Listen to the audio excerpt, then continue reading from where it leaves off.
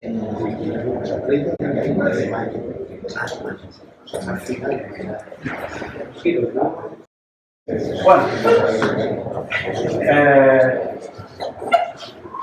ante todo, pues daros las gracias por venir a esta charla y bueno, espero que os sea de utilidad. Fue una cosa así un poco que pillé de imprevisto a Jorge con el tema de... Porque yo me aproveché. Se había quedado ahí, bueno, yo también, que vamos engañando.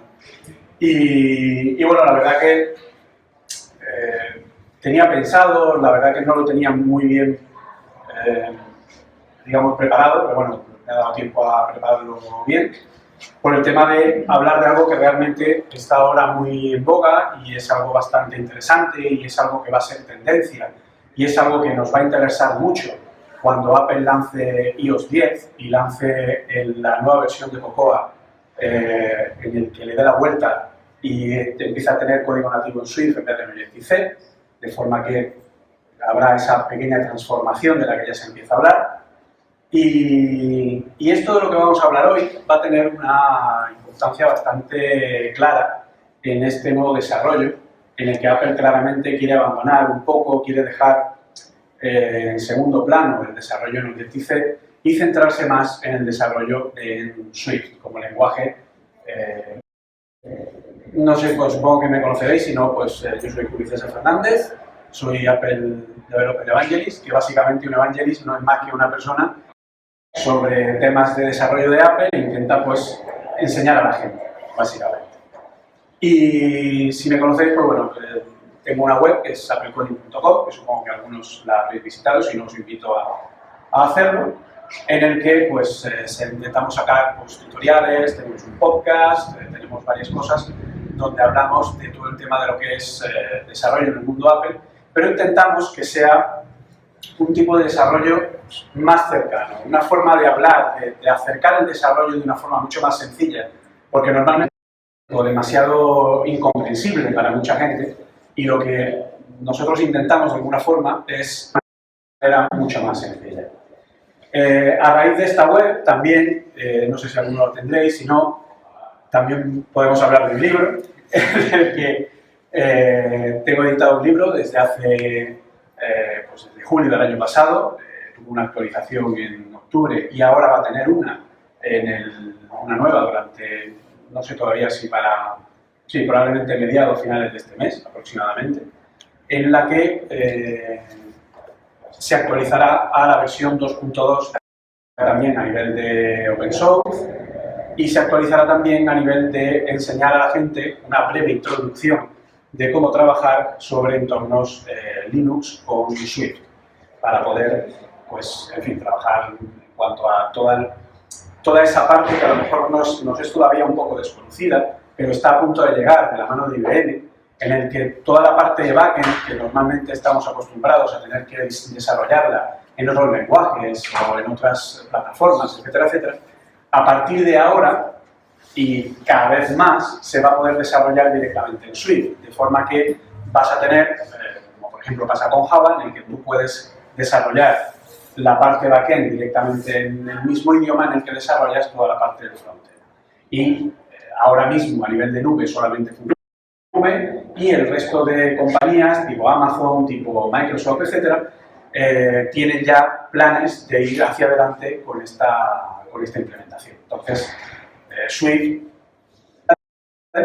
y desde luego, pues, de alguna manera va a abrir mucho más la perspectiva del lenguaje.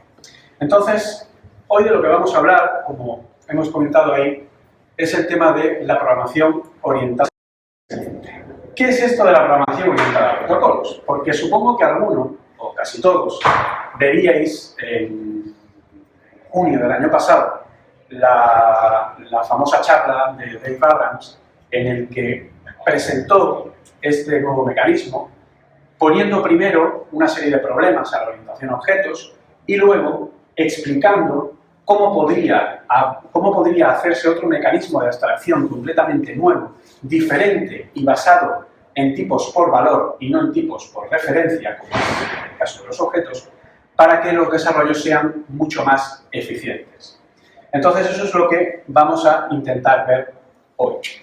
Pero para empezar, vamos a ver Primero, ¿qué es la programación orientada a objetos? A título, digamos, resumen, muy básico, porque lo que he hecho ha sido enfocar la charla en la comparación entre los dos.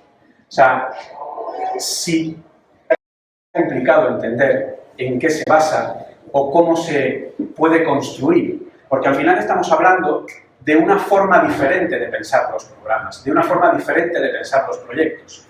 Pero claro, también tenemos que pensar que Cocoa, o que SpriteKit, o que cualquiera de los frameworks principales que podemos usar dentro de Xcode, utiliza una orientación a objetos. Por lo tanto, tenemos que pensar que aunque nosotros vayamos a utilizar un mecanismo de abstracción diferente, la programación a objetos va a seguir estando ahí, porque los elementos que tenemos que utilizar siguen siendo objetos. Y por lo tanto, esto al final es una forma de acercarse de manera diferente y de sacar lo mejor de cada una de las partes para llegar a una solución mucho más óptima. Entonces, si hablamos de orientación a objetos, tenemos que hablar de lo que es la abstracción y de lo que son las clases en general. O sea, nosotros abstraemos algo a través de clases y esas clases nos dan la identidad. ¿Y esas clases qué pueden ser? Pues, por ejemplo, vamos a ver el caso de una serie de animales. Entonces, tendríamos una clase, no vamos a hablar de clase, vamos a hablar de una abstracción. Bien, la orientación a objetos, que es lo que vamos a ver ahora en este ejemplo rápido, y lo que sería la orientación a protocolos.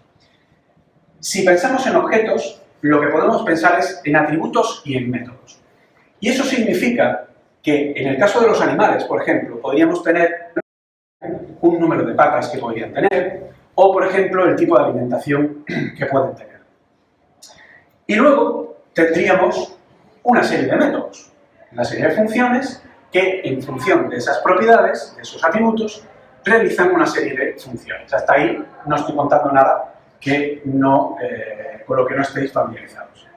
Esta definición, al final, lo que nos lleva es a la instanciación de los objetos. Es decir, estas clases son definiciones y nosotros, en base a estas instancias, o sea, en base a estas clases, instanciamos objetos. Un león, un mono, una jirafa, o sea, una cebra o una jirafa. Y estos objetos serían de la clase animal. Hasta ahí no tiene mucho más misterio. Pero claro, también tenemos una cosa importante dentro de lo que es la orientación a objetos, que es la herencia. Y la herencia es lo que nos permite coger una clase y llevarla más allá para aumentar la funcionalidad. Bien, porque no tenemos el código fuente de esa clase original, caso de Cocoa, porque obviamente Apple no nos lo va a dar, ni lo ha abierto nunca, probablemente, y lo que nos permite es crear toda una estructura de árbol en el que podemos crear la estructura normal de nuestra aplicación. ¿Esta herencia qué nos puede permitir? Pues, por ejemplo, nos puede permitir el caso de que queramos crear un animal que se salga de estos porque tiene una característica o un atributo nuevo. Por ejemplo, vamos a pensar que queremos crear un perro que tendría las mismas características que tienen los otros tres animales, pero además tendría una cuarta, que sería la raza.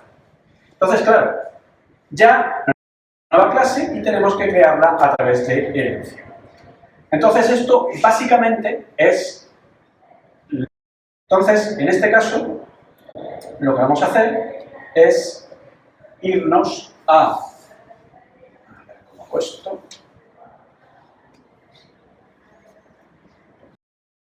Aquí, básicamente, lo que tenemos es el ejemplo de estos animales en orientación a objetos.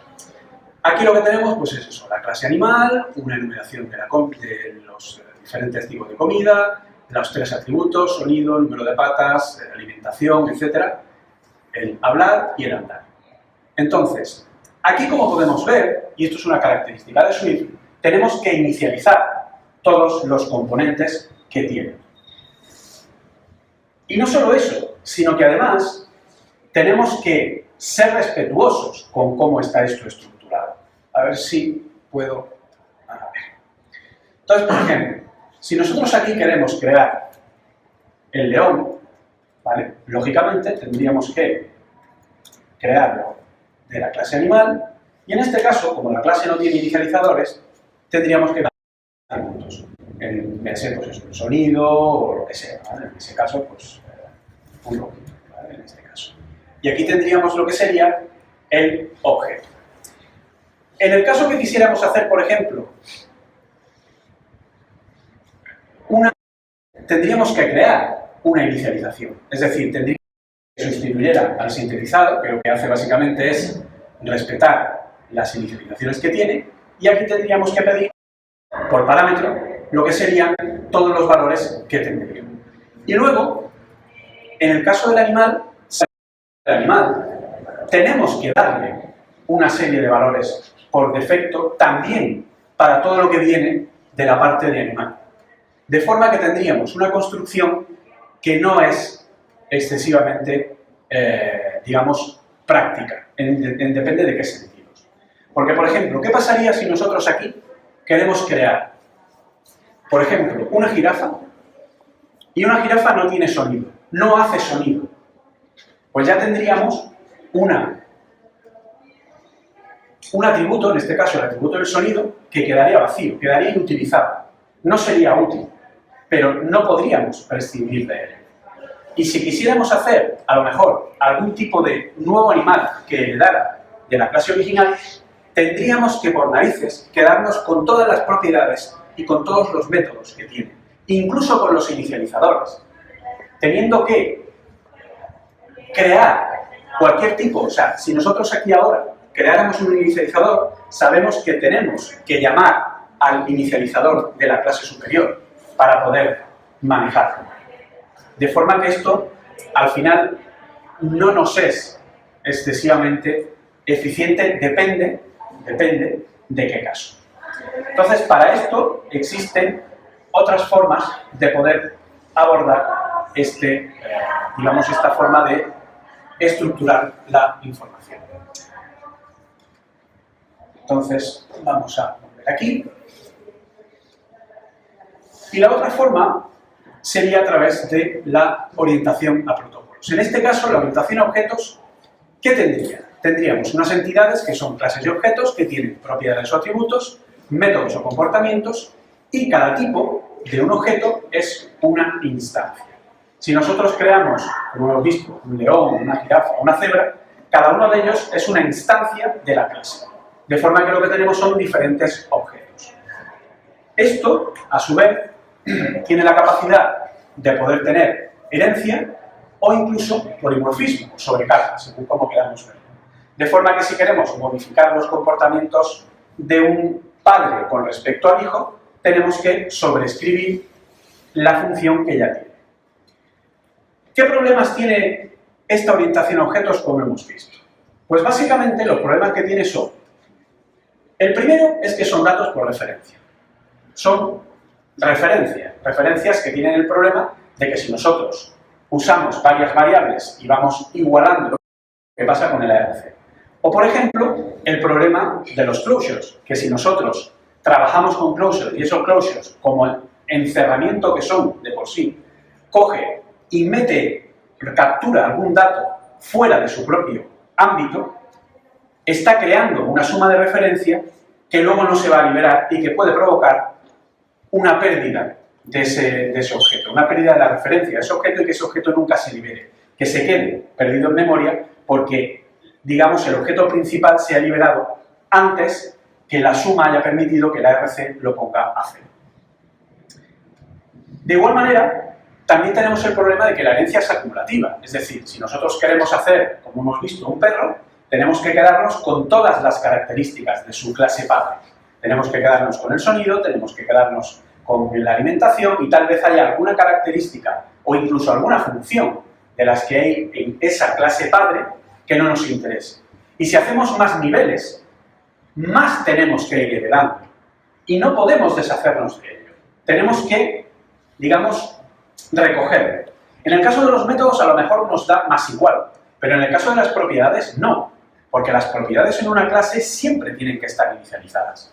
Entonces, si nosotros creamos un objeto que parte de una inicialización, a lo mejor de 3 niveles, tenemos que inicializar todos los valores que no estén previamente inicializados por los niveles superiores, a través de la inicialización correspondiente, o incluso si creamos inicializadores de conveniencia tendríamos otro nivel más, o sea que sería un poco un lío.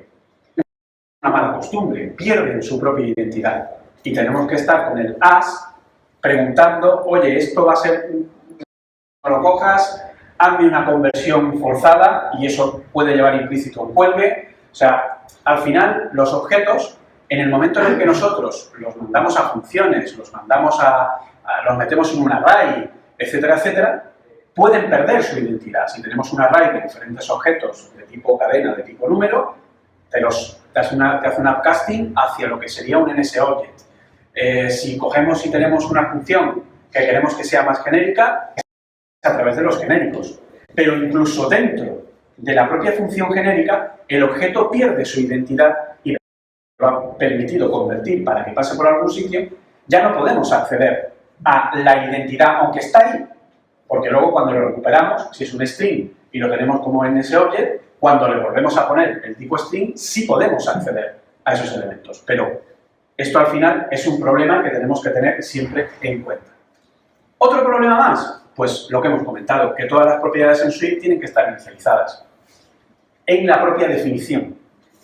De forma que, o si las dejamos vacías, tienen que estar inicializadas en el inicializador. Y luego, digamos que el inicializador sintetizado no nos permite hacer una inicialización, porque es vacío. Y claro, todo eso son un cúmulo de problemas que a lo mejor para determinados casos nos puede plantear. No hay una forma mejor de hacer esto. No hay una forma mejor de plantearse un problema. Bueno, pues mejor no sé, pero sí diferente. Y es lo que se llama la programación orientada a protocolos. Básicamente, la orientación a protocolos tiene tres componentes principales. Los propios protocolos, los structs y las extensiones. Las extensiones de protocolos, una característica que se incluyó en Swift 2 para, precisamente, este tipo de orientación. Para pensar en árboles de clases y cómo la clase padre hereda de la hija, de la hija, de la hija, de la hija, de la hija. No, tenemos que pensar en que nosotros lo que tenemos es una estructura a un solo nivel. Y esa estructura a un solo nivel va a estar compuesta de características y de comportamientos.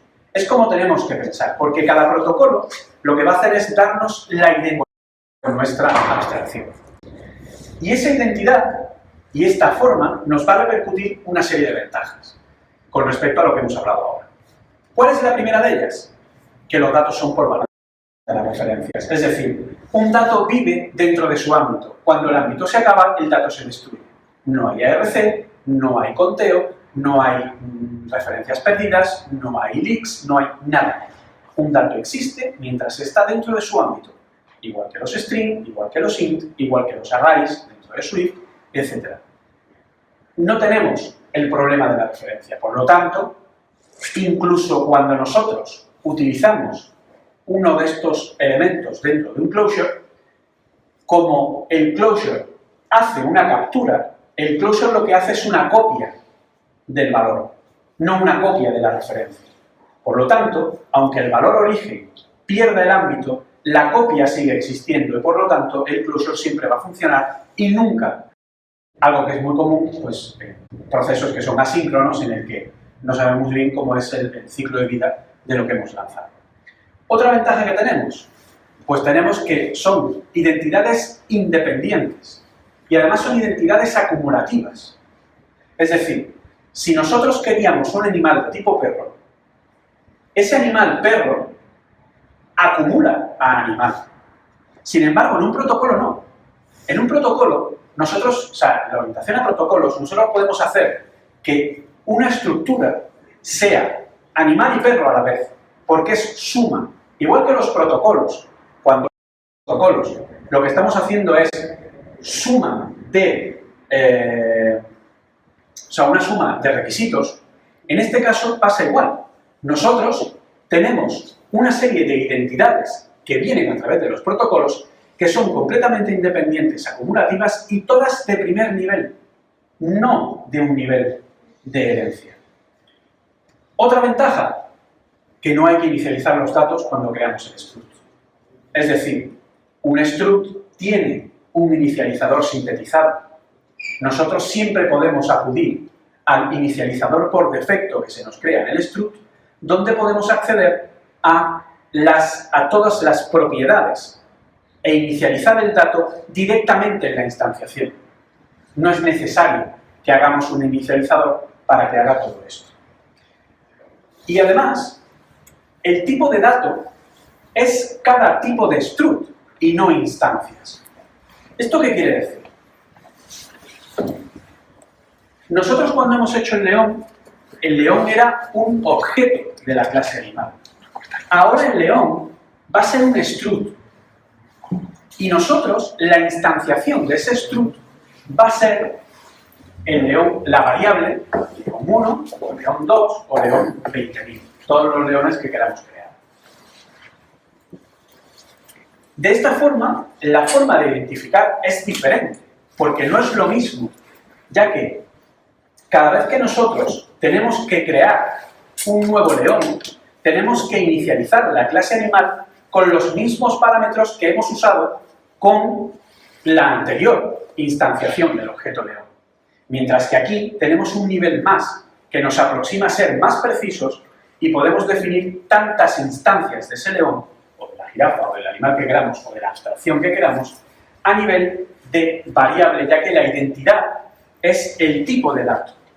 Por eso, también sucede la siguiente ventaja, que no hay problemas de casting.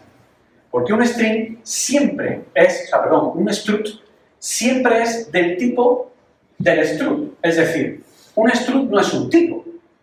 Un struct es el tipo león, o el tipo jirafa, o el tipo agenda, o el tipo persona.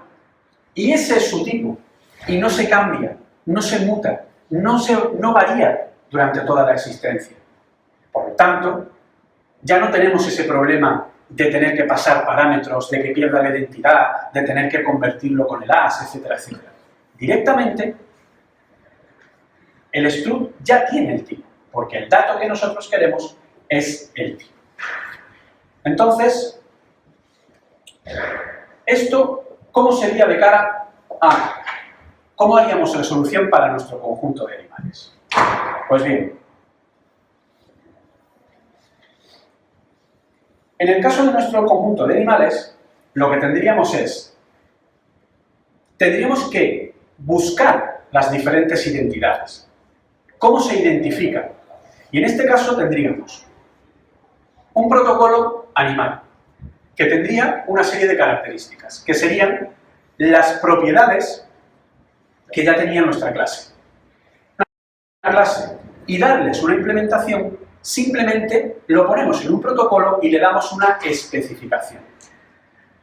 Y entonces alguno dirá, bueno, pero es que los protocolos tienen una característica, y es que los protocolos no admiten propiedades almacenadas, solo admiten propiedades calculadas.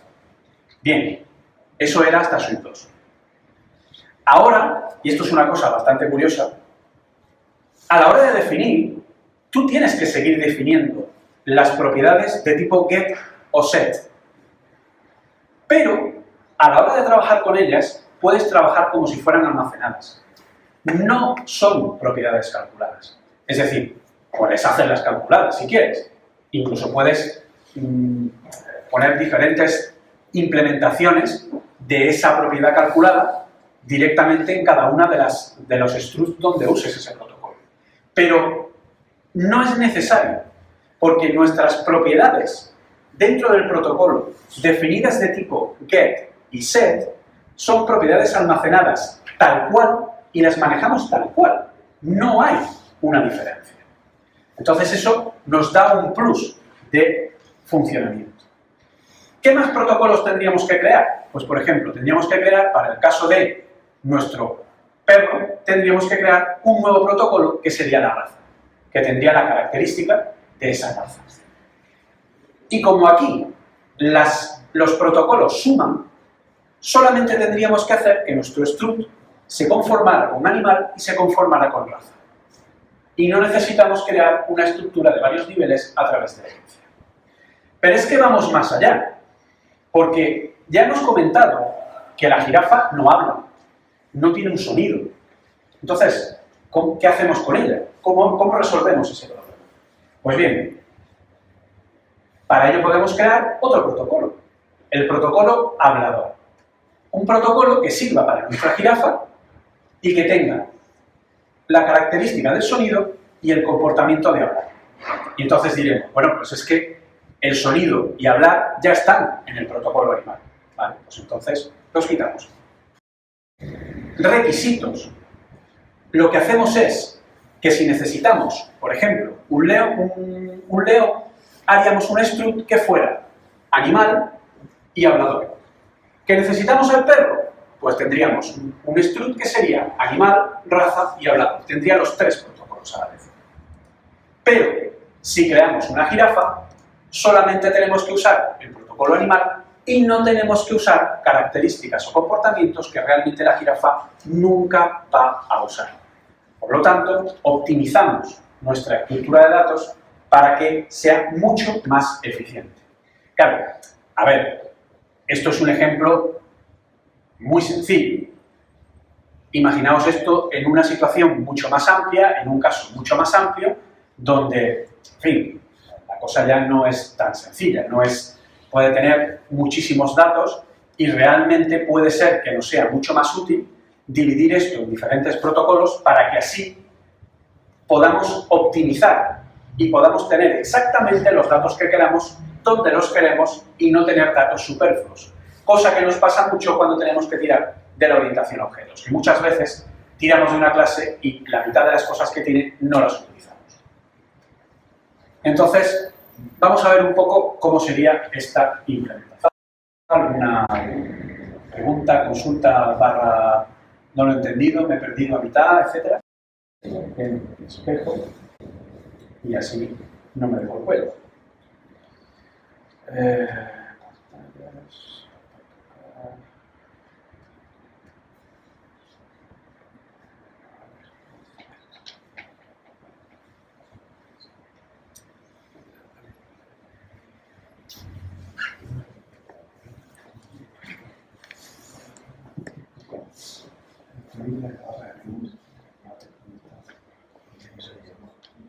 No me acuerdo ahora dónde estaba. Está ahí abajo, está en el otro pantalla. Ah, aquí. Vale. Que como normalmente trabajo así, no. Y entonces ahora esto es lo que ha hecho. En la pantalla integrada de publicación.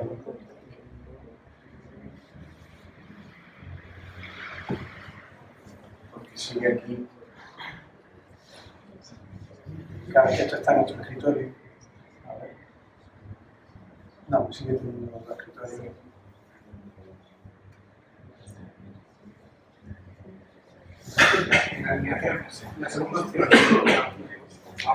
Ah, aquí, bien.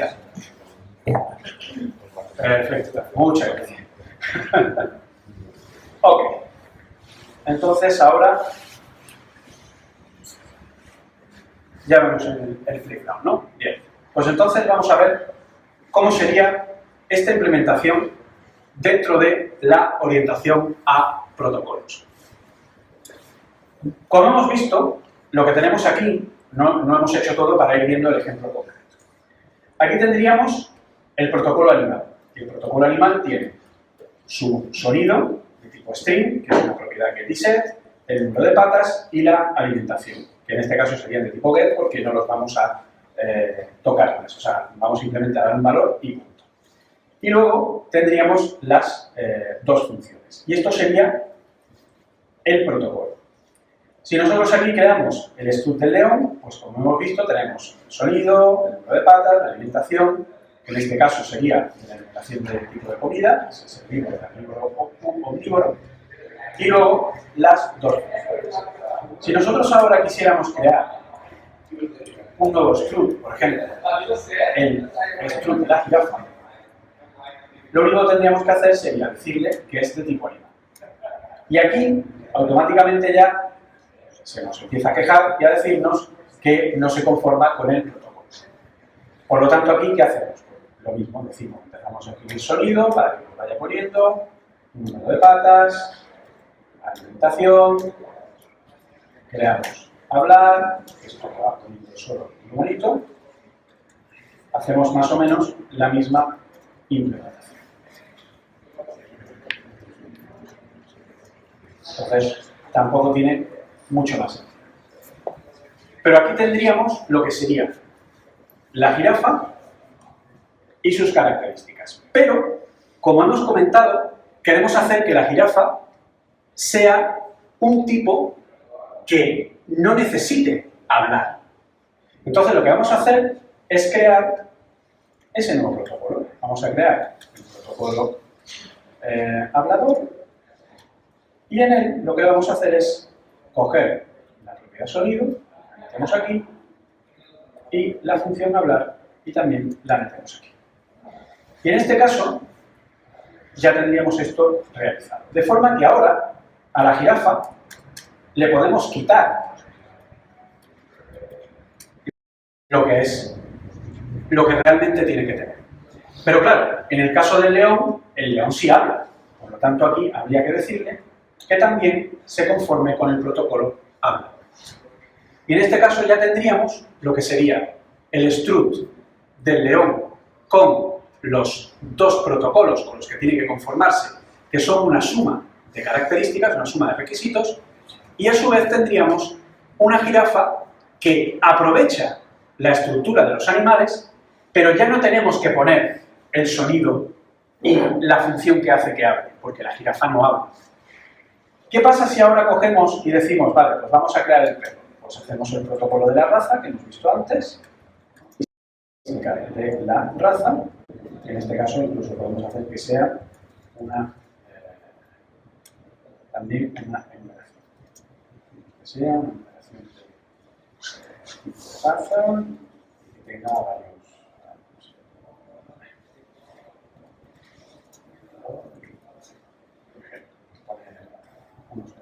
Y aquí diríamos que es var tipo de raza. Y esta enumeración, que lo he puesto donde no es, tendría que ir fuera. Porque en el protocolo, obviamente, no se puede poner lo que sería la enumeración. Y aquí diríamos que es de tipo get. Siempre hay que poner, aunque luego las utilicemos como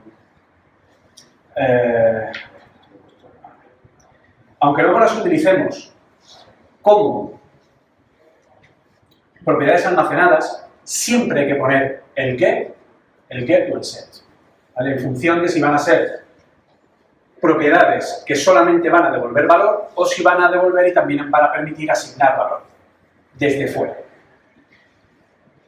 Entonces, con esto ya podríamos crear nuestro perro. Y diríamos, vale, pues mi perro va a ser un animal, además mi perro va a hablar y además mi perro tiene una raza. Y por lo tanto, aquí ahora podemos definir todas las diferentes propiedades de cada uno de los protocolos que tenemos y cada una de las funciones pertinentes.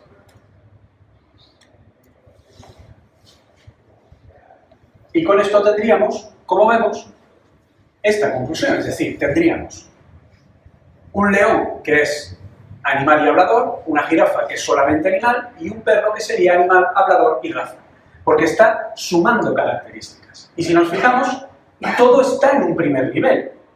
Todo está, no hay una estructura de árbol. Es simplemente una suma de llegar aquí y decirle, vale, pues voy a crear a mi perro. Y ahora cojo y le digo, perro. Y ya me está sacando el inicializador sintetizado con todas las características. De forma que aquí le digo pues, que el sonido es wow, que el número de patas sea 3, o 4, que sea, bueno, en este caso carnívoro es más bien omnívoro, porque come de todo, y que sea de una raza, pues por ejemplo, Doberman. Y con esto ya tendríamos creado nuestro perro. Y como hemos comentado, la variable perro es, cuando me lo quiera mostrar, aquí el muchacho, aquí. Es de tipo perro. No es un string, no es un int, no es una clase X, no, es de tipo perro. Y siempre va a ser de ese tipo. Nunca va a perder esa identidad. Por lo tanto, podemos hacer lo que queramos con él. Y insisto, es un valor, es un tipo de dato por valor. Y alguno dirá, bueno, pues vale, muy bonito. Ya hemos visto cómo se pueden poner los protocolos y cómo se pueden poner lo que serían los structs. Pero hay un último punto, que es el tema de las extensiones de protocolos. Porque claro, no hay que ser muy avispado para darse cuenta de que aquí tenemos una implementación que es un poco repetitiva. Porque al final resulta que nosotros, hablar, pues queremos que sea cuando sea menester. Entonces, ¿qué podemos hacer ante esto? Pues lo que podemos hacer es crear una extensión del protocolo. Y esa extensión del protocolo lo que hace es permitirnos incluir una implementación a cualquiera de los métodos, o incluso una implementación a nivel de propiedad calculada. Claro, nosotros siempre hemos dicho, no, el protocolo es especificación, punto.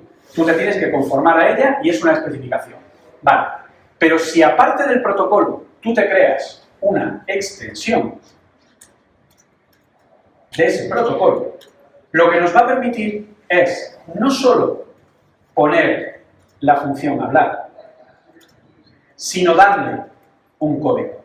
Y además ese código nos va a permitir acceder a todas las propiedades que tenga ese protocolo.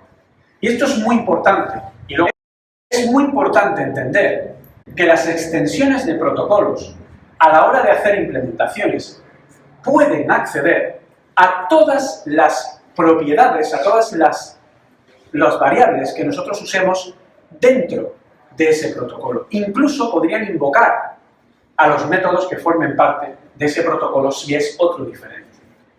De forma que aquí hacemos este print short. ¿Y esto para qué sirve?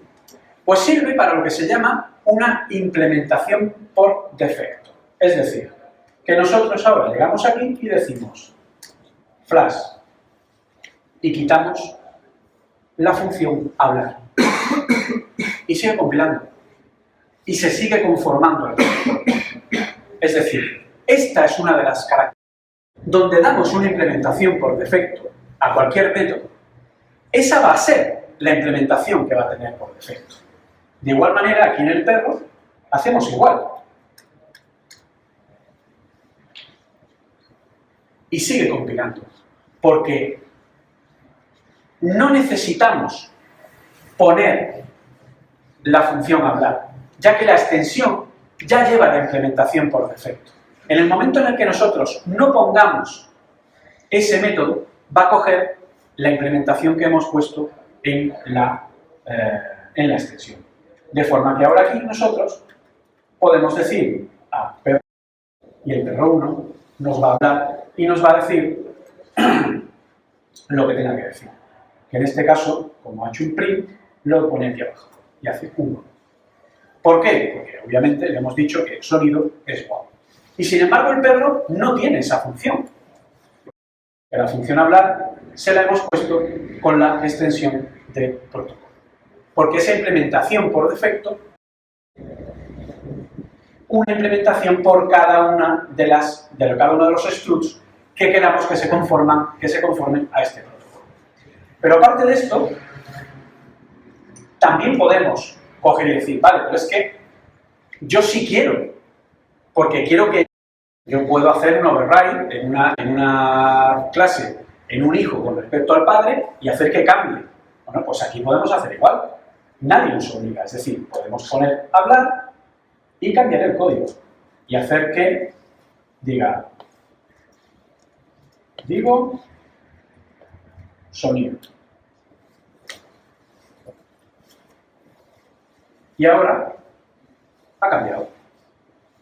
Le hemos dado una implementación y ya no va a coger la de la extensión, va a coger la que no.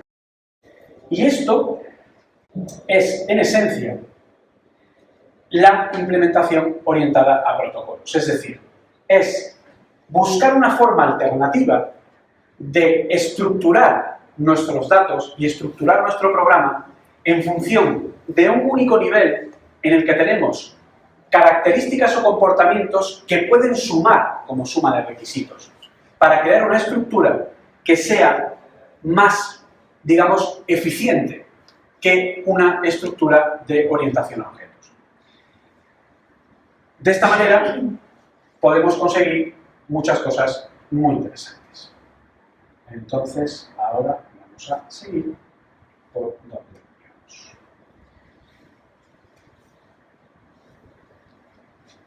Y ahora vamos a ver otro pequeño ejemplo. Porque claro, aquí hemos visto animales, tal, no sé qué, no sé cuánta, pero ahora lo que vamos a ver es cómo podemos aplicar la orientación a protocolos para crear objetos. Porque claro, todo esto que yo he contado es muy bonito, pero en el momento en el que tenemos que pelearnos con Cocoa o con SpriteKit, vamos listos. Porque Cocoa o SpriteKit o cualquiera de las otras, de los otros miles de kits que tiene Apple, pues todos son objetos. Y por ahora, todos además dependen de Objective-C. Entonces, vamos a ver un ejemplo, además es un ejemplo real, porque lo he usado yo personalmente en un producto que nosotros tenemos publicado, para crear figuras geométricas a través de objetos SK-ShapeNode, que es un tipo de objeto de SpriteKit que devuelve pues, una figura pintada a través de un CGPath, a través de un path. Al final, lo que tenemos que hacer para hacer esta implementación orientada a objetos, lo que normalmente haríamos en una estructura normal de programa, sería coger la clase SK-ShapeNode y crear un hijo de esa clase. Un hijo que se llamara figuras. Porque nosotros lo que queremos hacer es crear figuras. Una figura de un círculo, de un cuadrado y de un triángulo. Entonces, lo que vamos a hacer es decir, vale, pues yo, un primer nivel, voy a crear unas figuras y voy a crear unas características, unos componentes y se quedó. Muy bien, pues ya tengo las figuras. Pero claro, como he dicho, yo quiero crear un círculo, un cuadrado o un triángulo. Vamos a ver el caso del círculo. Pues tendríamos que crear un hijo de figuras. Es decir, tendríamos que hacer una estructura orientada a objetos que fuera una clase figuras que heredara de SK-ShapeNode y una clase círculo que heredara de figuras. Por lo tanto, tendríamos ahí toda una estructura de herencia bastante. Pues vamos a verlo. Nosotros tenemos aquí, lo he puesto en el código para que sí. Tendríamos el import del SpriteKit, definimos el tamaño de la figura, que sería un CGSize de 50 por 50, de altura y de anchura y de altura, y creamos nuestra clase figuras. Y nuestra clase figuras lo que va a tener es el color, como una característica, en este caso, opcional, ¿vale? Y luego vamos a tener un inicializador que tenga, pues, recupere un path, recupere un color, llame a la inicialización de la clase superior, porque, ojo, ShapeNode vacío, para luego darle un path que nosotros hemos creado en otro sitio. Por lo tanto, por eso hacemos aquí este superinput, para directamente después poder fijar las funciones de, o sea, lo que son los métodos de path, stroke color y fill color, que lo que hace es color de la línea y color de la Y. Y los dos los ponemos al color que hemos enviado con el parámetro. Y esta cosa tan bonita que tenemos aquí es que SpriteKit nos obliga en cualquier tipo de herencia que hagamos de cualquiera de sus clases a poner el decoder. No podemos hacer, si nosotros hacemos así, nos va a decir no, tiene usted que poner, ¿por qué? Porque los decoders son requeridos, son inicializadores de tipo require y por lo tanto nos obligan a ponerlos. En este caso hacemos una llamada limpia, es decir, si se llama al coder para hacer una serialización, en fin, lo que permite es serializar un objeto de SpriteKit y poder deserializarlo. Entonces, Simplemente hacemos una llamada al superinit y con eso lo tenemos resuelto. Pero hay que ponerlo. Es una obligación. Y cuando ya tenemos hecha esta inicialización, ahora es cuando vamos a crear la clase, por ejemplo, del círculo. Y en esta clase del círculo, lo que vamos a hacer es crear un inicializador que recupere el color y luego creamos el CGPath para ir añadiendo lo que sería la estructura del círculo. En este caso, un solo path que añada el arco desde el punto de inicio hasta el punto de fin en función del tamaño que le hemos dado para que cree el círculo. Cerramos el CGPath y luego llamamos al superinit, que en este caso sería a este init de la clase padre, le pasamos el path del círculo y le pasamos el color que nos han dado en este inicializador. Con esto lo que conseguimos es que tengamos, pues eso, una identidad concreta del círculo, ¿vale? Una identidad concreta para poder instanciar tantos círculos como queramos. Entonces, igualmente, como el skShapeNode nos obliga a poner el coder, pues tenemos que poner también el requireInit, ¿vale? Para que se llame en función. Y así es como creamos el círculo. ¿Ahora qué hacemos para llamar? Pues nada, hacemos círculo 1 es igual a círculo y en este caso le decimos que queremos que sea un círculo de color, por ejemplo, rojo. Y aquí ya tendríamos nuestro círculo rojo. No tiene mucho más, ¿viste? ¿Que queremos un cuadrado? Pues nada, hacemos 3/4 de lo mismo. Lo tenemos aquí, le decimos cuadrado 1, color, le decimos que sea de color verde. Y de igual manera, se nos define nuestro cuadrado y cuando lo ponemos, tenemos nuestro cuadrado verde. Estamos, pues eso, instanciando.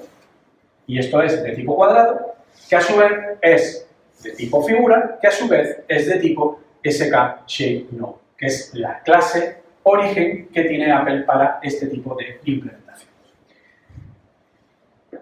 Entonces, ¿cómo haríamos esto orientado a protocolos? ¿Cómo podríamos hacer esta implementación orientada a protocolos? Porque no sé a vosotros, pero a mí no me ha gustado. O sea, al tener esos 3 niveles y tener que hacer esa implementación, no me parece, no sé, no me parece eficiente. Hay demasiados objetos, demasiados niveles, etc. A mí se me pasó por la cabeza decir, bueno, pues ya que está, vamos a intentar buscar una forma de hacerlo por protocolos y que sea más eficiente, que no tenga cientos de objetos entre medias para construir métricas a través de orientación a protocolos. Lo que tenemos que hacer es crear la estructura que crea los objetos a través de protocolos. Pero al final, esa estructura de creación, como va a devolver un objeto, la estructura de creación, al ser de tipo por valor, nos da igual donde quede. Porque lo que vamos a hacer es, el creador, una vez que el objeto, se borra de memoria y punto. Y nos deja el objeto ya creado. Y además, el objeto de la clase original, skShapeNode, no de unas clases hijas que hemos ido creando. Para eso tenemos que crear un protocolo de figuras, no una clase de figuras. Y en ese protocolo tendríamos las mismas características que tenemos en la clase. Luego, después tendríamos que crear un struct por cada uno de las figuras geométricas que queremos crear. Y una vez tenemos ese struct creado, tendríamos que crear una extensión que es la que nos va a crear el objeto, para que esa extensión sea la que devuelva el objeto ya creado. Y de esta manera es como se está utilizando para trabajo con SpriteKit o con Cocoa la orientación a protocolos. Es una de las muchas formas, que es a partir de usar creadores que permitan crear objetos a partir de estructuras más eficientes y que nos permitan crear el objeto real, no el hijo del hijo del hijo, que ya no sabemos ni de qué tipo es. Porque cuando nosotros vamos y vemos cuál es el tipo de círculo, nos dice que es círculo. no nos dice que es SK ShapeNode. Entonces, en este caso a lo mejor nos queda muy claro, pero puede haber otros casos donde no nos quede tan claro. Y esto lo hemos usado en este maravilloso juego que os invito a descargaros, que es el CRBS, en el que el juego en sí se basa en figuras. Y por lo tanto, la rapidez a la hora de crear estas figuras era esencial. Porque, entonces, esto que vamos a ver ahora es el código real que yo utilicé en el juego para hacer esta implementación. Así que vamos a ver cómo sería esta implementación en orientación a juego. Es decir, tenemos una figura del juego y el tamaño. Pero aquí lo que tenemos es las características que tenía nuestra clase. Es decir, nuestra clase color, ¿vale?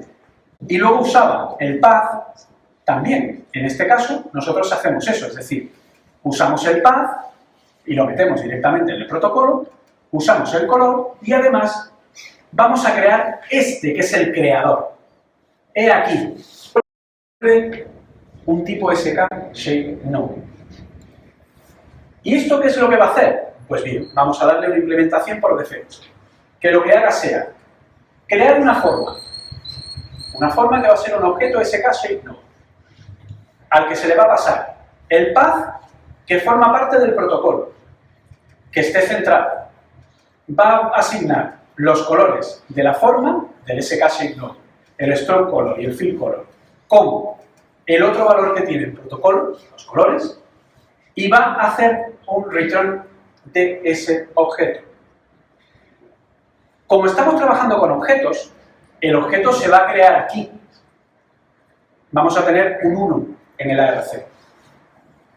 Cuando este objeto se devuelva y se guarde en una variable que utilice esta implementación, esta función ha perdido su ámbito. Por lo tanto, en el momento de la devolución, el ARC sigue siendo 1, ya no es 2, porque lo que ha hecho es devolver el constructor de objetos puro, sin ningún tipo de efectos secundarios. ¿Cómo implementamos esto? Pues bien, hacemos un struct del círculo, ponemos las dos propiedades que teníamos aquí, path y color, vamos a quitar aquí, a ver más, ponemos el path y el color, y hacemos un init, valor que nos interesa. Y dentro de este init creamos el path correspondiente, lo igualamos y asignamos el color. Entonces, aquí no estamos dibujando. Y aquí no estamos devolviendo nada. Aquí lo que estamos haciendo es crear un struct, unos metadatos que definirían ese círculo. Si nosotros hacemos círculo 1 y llamamos a círculo y le decimos que lo queremos de color unicolor.blue color, por ejemplo, aquí lo que vamos a tener en círculo es un tipo círculo, un struct muy bonito que va a tener, pues sí, si miramos círculo 1, pues nos va a decir que círculo 1.color es rojo. O sea, bueno, perdón, azul. Te pone aquí los valores de la RGB. Que círculo 1.path es, pues, path que hemos creado. Pero no tenemos nuestro objeto. ¿Cómo creamos nuestro objeto? Pues bien, lo creamos a través de las interfaces fluidas, a través de la concatenación de llamadas desde el propio inicializador. Algo tan sencillo como detrás de nuestra llamada poner punto dibujar. Y ahora círculo 1 ya es un SK ShapeNode con nuestro círculo. Porque hemos utilizado los metadatos que hemos generado en esta llamada para luego invocar este comportamiento del protocolo que devuelve este objeto y por lo tanto ahora círculo 1 no es el struct círculo, es el objeto final. el struct círculo, la instancia del struct círculo, ya se ha destruido. Se destruyó al llegar aquí, al ejecutar el dibujar. Por lo tanto, estamos utilizando la plantilla para poder crear el objeto, diciéndole que nos devuelva el objeto, pero ya no tenemos el struct círculo. Lo hemos usado como una herramienta para crear nuestro círculo. De esta forma, siempre vamos a poder crear tantos objetos como queramos a partir de estas instanciaciones. De hecho, podemos ir incluso más allá, es decir, podemos coger y decir, vale, pues yo no quiero crear directamente, sino que quiero crear una definición de objeto, o sea, una definición de metadato de ese círculo, y ahora quiero crear tantas instancias de ese círculo como queramos. Pues nada, simplemente decimos círculo 1, dibujar. Círculo 1, dibujar. Y va a ser siempre, van a ser diferentes shape nodes, insisto, diferentes shape nodes, no va a ser el mismo. Creados siempre a partir de la misma definición. Podemos o bien crearlos directamente a través de interfaces fluidas, a través de invocar el método directamente desde la propia inicialización, o podemos guardarnos esa inicialización porque nos interese y crear tantos objetos de ese tipo con esos metadatos como nosotros queramos. ¿El cuadrado? Pues exactamente igual. El cuadrado es, pues eso, figuras. Entonces aquí, directamente, le diríamos que queremos un cuadrado 1, que sería un struct cuadrado con un color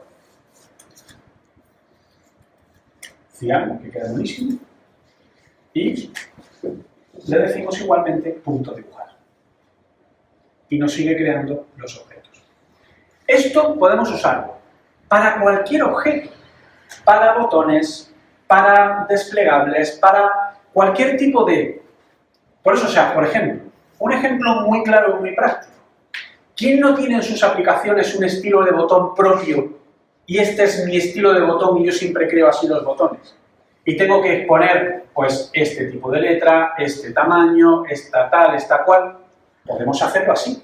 Podemos crear, a través de orientación de protocolos, creamos nuestro constructor de nuestro tipo de botón y crear una función dentro de ese constructor que devuelva el botón creado a partir de los metadatos que nosotros estamos dando.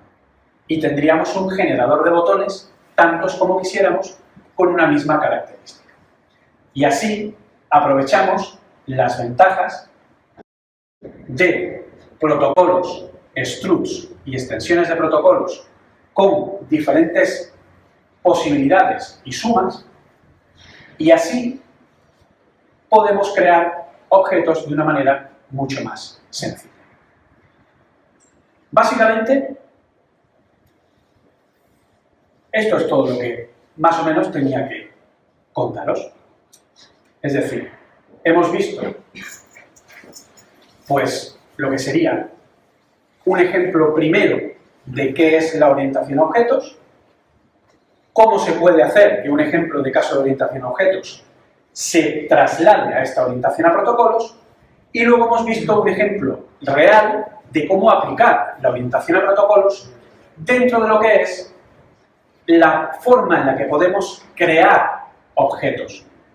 Porque, ojo, y esto es muy importante que lo entendáis, y aquí ejerzo un poco de clarividente, por decirlo de alguna forma. Swift 3 está a la vuelta de la esquina. iOS 10 está a la vuelta de la esquina. Y supongo que muchos habréis oído hablar de que OS X va a pasar a llamarse macOS, como años A. De forma que tendríamos 4 sistemas que serían macOS, iOS, watchOS y tvOS, o como queramos llamarlos.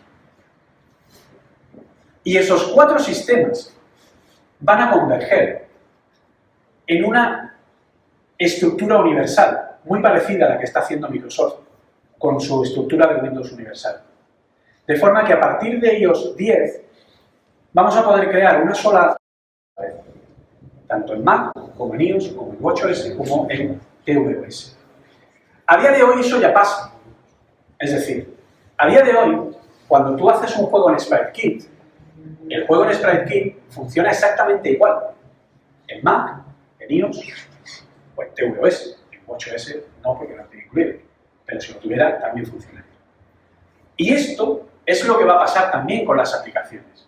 De hecho, ya tenemos ese futuro interfaz que va a permitir hacer collection views, hacer tablas, hacer botones, hacer interfaces que sean exactamente iguales. Y eso, a partir de Swift 3, va a venir muy orientado a lo que acabamos de contar. De forma que Cocoa ya no va a ser tan orientado a objetos como ha sido hasta ahora. Porque al final nosotros estamos terminando de ver un ciclo que empezó en el año 1988, cuando Steve Jobs en Next sacó los primeros kits, el primer App Kit y el primer Foundation Kit, y de ahí ha ido avanzando y estamos llegando al final del ciclo, en el que eso cambiará y evolucionará a partir de este Swift 3.0 y a partir de esta nueva implementación. Por lo tanto, esta orientación a protocolos, que ahora mismo se ve más como una ayuda, o sea, si nosotros hacemos programas reales, si nosotros hacemos, por ejemplo, programas para los backend, o sea, esto, por ejemplo, es muy útil si trabajamos con Linux. Si hacemos programas en Linux, porque en Linux no hay Cocoa, no hay SpriteKit, no hay... O sea, en Linux son programas en Swift, punto. Y luego nosotros podemos construirnos los kits que queramos. Y esos kits, muchos de ellos ya son orientados a protocolos. Entonces, si trabajamos en Linux, estamos trabajando directamente con programas. Y solamente cuando nos vamos a trabajar con Cocoa o SpriteKit tenemos que volver al mundo de los objetos. Pero esto, como digo, va a empezar a cambiar. No va a ser un cambio radical, pero va a empezar a cambiar. De igual manera que ahora mismo, también una cosa que nos pasa mucho es que cada vez que actualizamos el Xcode, tenemos que ir retocando porque ahora resulta que el A++ ya se va a deprecar en la versión 3 y hay que quitarlo.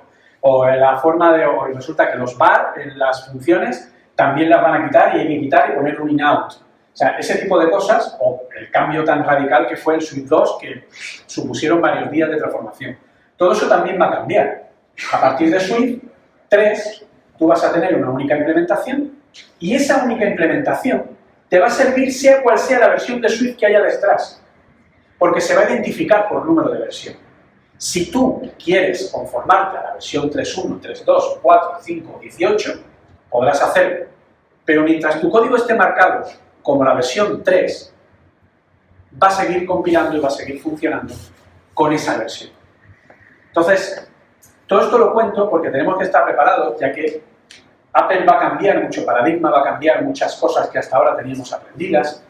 En la WWDC de este año va a ser un mind-blowing del tipo hay un nuevo lenguaje de programación y todos, Dios mío, ¿qué me estás contando, Federico? En ese plan, pues eso va a pasar. Entonces, esto que os he contado hoy es solo un pequeño primer paso del resultado de no solo que ahora mismo en Swift están trabajando los ingenieros de lenguajes de programación más importantes del mundo, como Chris Lander, que es el que lo ha creado, o el propio Dave Abrams, que viene de llevar 12 años trabajando como arquitecto de C++ y dejó el proyecto para entrar en Apple en el año 2013 y es el principal precursor de la orientación a protocolos. No solo eso, sino que vamos a ver mucho más, porque al hacerlo código abierto, la idea es que Swift se convierta, como digo yo, en lo que Java nunca pudo ser, que es un lenguaje real y universal que permite hacer único desarrollo y que funcione en todas las plataformas compilado, no interpretado, como sucede ahora mismo con Java a través de las máquinas virtuales. Y bueno, no sé si tenéis alguna pregunta, alguna duda, algo que no hayáis entendido, alguna cuestión, no sé. Yo tengo una pregunta. Dime. Cuando creas X círculos, Ajá. tú luego puedes cambiar. Sí, claro. Tú puedes coger y decir directamente, por ejemplo, el caso que hemos hecho aquí. Hemos creado el C1, círculo 1 dibujar, y el C2. Pero si en medio de aquí tú ahora coges, a ver, vamos a quitar esto de aquí, para que no me lo saco. Si tú ahora coges y dices, vale, pues resulta que el círculo 1, el color va a ser uicolor.black. Sería el C1.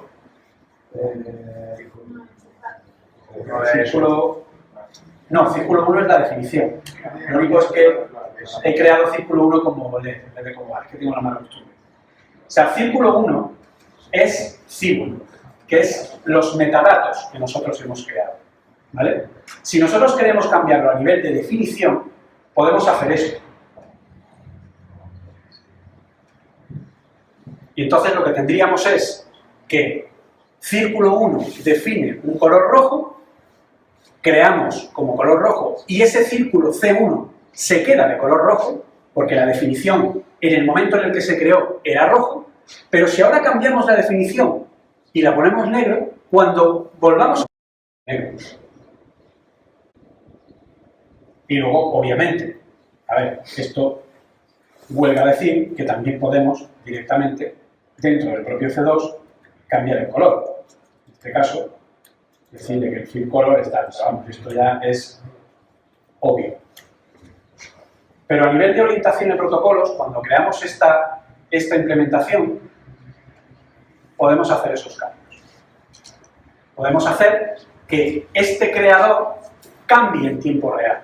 No tenemos que crear un nuevo creador, no, cambiamos los parámetros de ese creador y seguimos creando, porque todo lo que vaya creando son nuevas copias.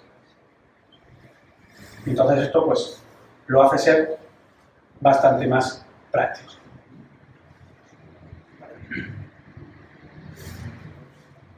Pues poco más, daros las gracias para vuestro día a día, para vuestro trabajo, que ahora cuando lleguéis a vuestra empresa o a vuestra casa o lo que sea, digáis, voy a orientar.